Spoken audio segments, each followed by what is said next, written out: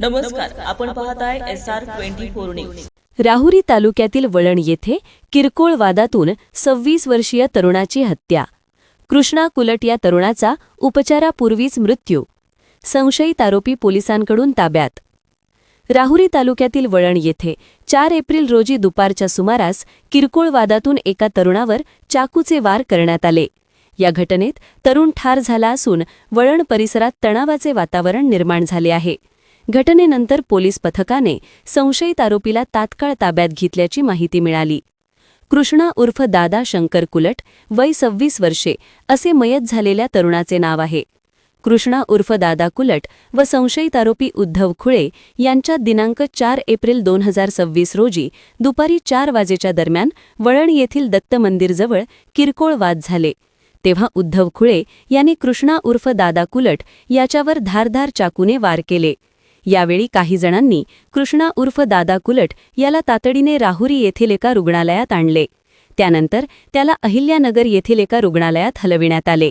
तेथील वैद्यकीय अधिकाऱ्यांनी कृष्णा उर्फ दादा कुलट याला तपासून उपचारापूर्वीच मयत घोषित केले।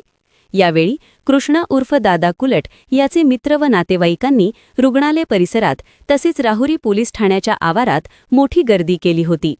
तर घटनेची माहिती मिळताच पोलीस निरीक्षक संजय ठेंगे यांनी पोलीस पथकासह घटनास्थळी धाव घेतली। दरम्यान पोलीस पथकाने या घटनेतील संशयित आरोपी उद्धव नंदलाल खुळे याला काही वेळातच ताब्यात घेतल्याची माहिती मिळाली।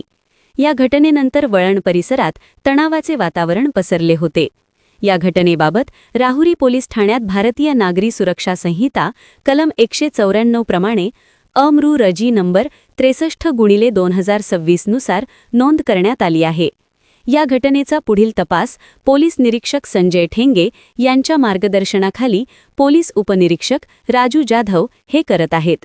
भरवस्तीत झालेल्या या मारहाणीमुळे आणि तरुणाच्या मृत्यूमुळे वळण परिसरात मोठी खळबळ उडाली आहे। SR24 न्यूजसाठी रमेश खेमनरसह सोमनाथ वाघ, राहुरी।